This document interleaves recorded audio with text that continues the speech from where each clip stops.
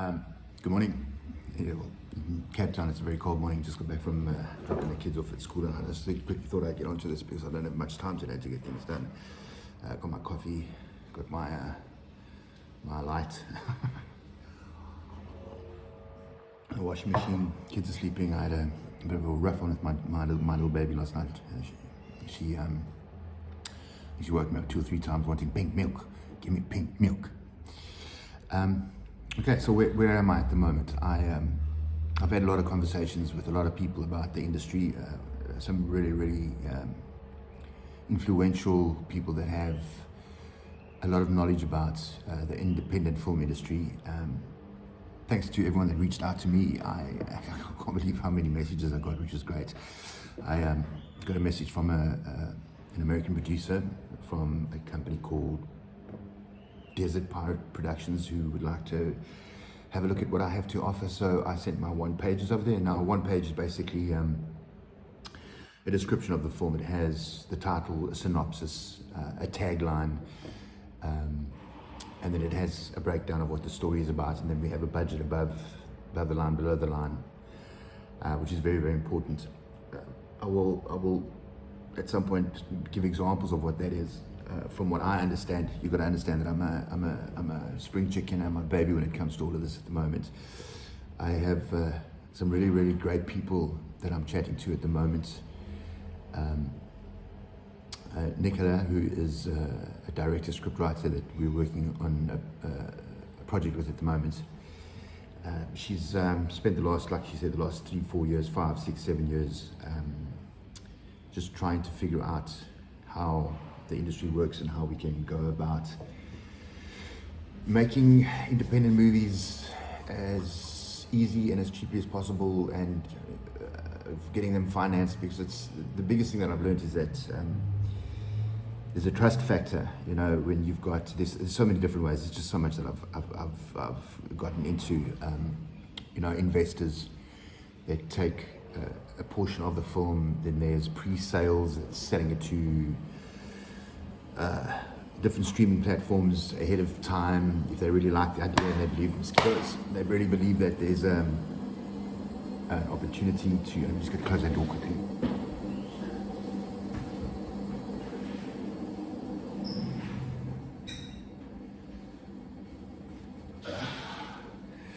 Sorry about that. Alrighty then. As I was saying, selling into different regions. You know, the world is divided up into different regions for the film industry as well. You know, there's Africa, and then there's the Middle East, and then there's America, North America, South America, all over the place. And they have different venues that buy films for those different regions. I've spent a lot more time on LinkedIn than what I have on Instagram or any of those other social medias, because I have actually started following some people, and one of the guys that I've started following is a guy called Darren Smith. So if you're a filmmaker, Darren has got some really great ideas. He's got some nice breakdowns, and his research is really quite thorough. And just something that I read yesterday that I'm going to just read out to you. Darren Smith, he says, "I love hearing about films that never crack $1 million at the box office." Sounds a bit weird, but let's see what he says. "Yet every investor made their money back." Always a good thing. Investors making their money back breeds relationships, and it breeds integrity and trust, which is the most important thing. I think I'll get back to that. How? Well, they didn't rely on the old model of raising $1 million and praying that it earns $4 million. Instead, they applied the 40% rule. So what is the 40% rule? Investors contribute only 40% of the total budget. The rest comes from tax credits, sponsorships, and distribution pre-sales, which is what I spoke about earlier on, about selling it off before the film is even made. You know, that takes a lot of confidence. And the problem with that is that first-time filmmakers don't have a reputation, or they don't have a standing that'll get them that trust. I know it's happened. It has happened before. But you know, it's getting that first movie done. I mean, we've shot. If you go onto the Abrita Pod YouTube site, you'll see that we did 24 minutes kind of short film. We won 22 international awards for that. didn't get a mention in South Africa. Like you talk about AIDS and shit like that, and everyone's like, ooh, ah, and hey, and ooh, it's so great. We won 22 international awards with our little war film. I'm not saying anything about AIDS or anything like it. It's just that in Africa, that's if you want to be mentioned and get awards, you've got to have something like that. It's the truth. It's the bottom line. So what else is there to say? So he said the rest came from tax credits, sponsorships, and distribution pre-sales. Even modest revenues brought a positive return. It's not about hitting box office jackpots. It's about building financial strategy into the DNA of the production. And that's where my knowledge needs to be worked on, is working out how to make the money, to get the money, to make the money, to make the film in a way that it's guaranteed to make money. So where do we go with that? There's a couple of things that I've found. Obviously a good story. They say nothing's new in the industry. It's just a rehash of something else. I personally, as an actor, hate remakes. There's yet to be a remake made that is better than the original. It hasn't happened. You're welcome to disagree with me and we can discuss that, but there has never been a remake that has been made that is better than the original. Not RoboCop, not Dune, not nothing. And every time I talk about a remake of a movie, it makes me so sick. It's like Hollywood is running out of ideas. And from what I've gathered, there are there's lots of ideas out there that maybe people are too scared to dwell into those new stories, into those new ideas. But a lot of the times those new ideas become the fab, and they are the movies that make a lot of money because it's new and it's fresh. So where do we go from here? Well, I've sent off our one pages to a bunch of distributors. Distributors, again, they will take a percentage of your earnings. Cinema, I'm so sad to say this, but cinema, if you want to get your movie into a cinema, the cut that they take is incredible. The whole strategy, from what I understand, is they don't want filmmakers to make money. I mean, you've got to be with a studio. You've got to have a big budget. You've got to make sure that your movie is, I don't know. It's all a little bit confusing for me at the moment, but we'll get there bit by bit. slowly eat this elephant, as Emmanuel Castus always says. The positive is that I am speaking to Carrie, who without giving too much, she runs a company that is that bonds productions, gets financing for productions. Her and I have been on the phone quite often chatting and sent the stuff through to her, and she's quite excited about the films. Again, I say this, and I'm going to say this over and over again, these are original stories. They could be African stories, but they could also be universal stories. They're stories that could be about anyone in any situation in the world. What I mean by that is that the war story, which is Making a Killing, could be not about mercenaries in Africa. It could be about mercenaries anywhere in the world. Those characters could be very, very different characters and still tell the same story. And it's reaching past the borders, the African borders. A lot of films are made and they get stuck in their region because they're made for that region. Like I said the other days, I want to make African films, not necessarily African stories, but African films with African people in it, South African, made and shot in South Africa. A lot of the times that's not going to happen because, like I said before, the film industry at the moment is screwed. The DTI and the NFEF is. They would normally give you a rebate on however much money you spend in the country. So if it's 30% of your budget if you spend money in South Africa, and then another percentage if you do the post-production, a little bit more if it's a South African story. But there's a positive side to all of this. There are other regions that are offering rebates at work. Mauritius, for example, is offering some really, really nice rebates. So if you spend over $1 million in Mauritius, you'll get up to 40%, plus you've got 20% on your spending on your accommodation. But I did get some really good news yesterday that the Cape Film Fund is going to be opening up. I don't know when. Little birdie came and told me they're going to be opening up. What's the word I'm looking for? They're going to be putting out a call for filmmakers and offering budgets and things like that for stories that take place in Cape Town. Not necessarily Cape Town stories, but in Cape Town, which is great because the films that we've got are not specific to an area. They're specific to characters.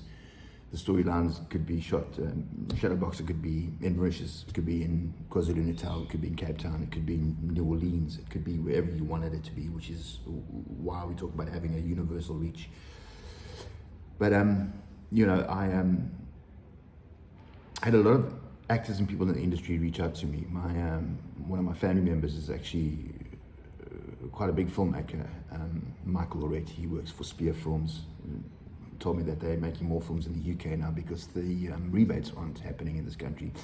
And there's two sides to this story. The rebates are really, really important because you can get a certain percentage of your budget back. But with the rand being where it is at the moment and tanking where it is, if you have $1 million to spend on a film and you come to South Africa, that becomes a 20 million rand film, which is in South Africa is a lot of money for a film, believe it or not. So hopefully that'll entice international people to come over here and shoot, because there's no rebate at the moment. I think it's for the next, I heard 18 months. I'm not sure about that. If anybody from the NFVF or the DTI can get onto the YouTube channel or onto the Instagram channel and let me know what is going on so that I can spread the word and get it out there. It could just be a rumor. I don't think it is because there's no work at the moment for people, for the film industry. It's so sad. Sorry, there's mosquitoes here. It's so sad. I got a lot of inquiries from actors and crew yesterday as well. Just telling me that they're on my side with the fact that I speak about how dismal the film industry is at the moment, and it's not something that it should be laughed at because I'm trying to get the right figures. I've been looking at them, but I think it's an 8 billion rand industry. So the film industry brings in 8 billion, and it's gone down to something like, I don't know, 800 million, 900 million, maybe a billion. So from 8 billion to 1 billion is quite a massive jump. And for me, the big problem is employment. We talk about unemployment, we talk about people not having jobs. And I know on a single film, even a small budgeted film, let's say we take a small budget film, say R1 million, the chain that it creates, the financial chain that it creates is incredible because, it's not just about actors and directors and producers. There's catering, there's transport, there is makeup, there's costume, there's visual effects, there's special effects, there's stunt coordinators, stunt men, stunt training. There's a whole kind of financial chain that works from it. And for example, the movie that I just worked on now, Sniper, I think there must have been on any given day between 100 to 200 people on set, sound, script, there's just so much, drone operators, armorers. So, a single film creates a lot of work for a lot of people. And I think that's where we need to get in this country, is we need to start shooting films and we need to be given the money to shoot films. I'm not saying just give money out because there's a lot of out there, story-wise. I look at some of the films that I watch on Netflix and I'm like, how did they get the budget or what? But they did get the budget. They did make their movie and it is on Netflix. So good for them. Regardless of how bad or shitty the movie is, they obviously have an audience. So we'll see. I've got a quite an important meeting this morning with Carrie from Gemini, and we'll see how it goes.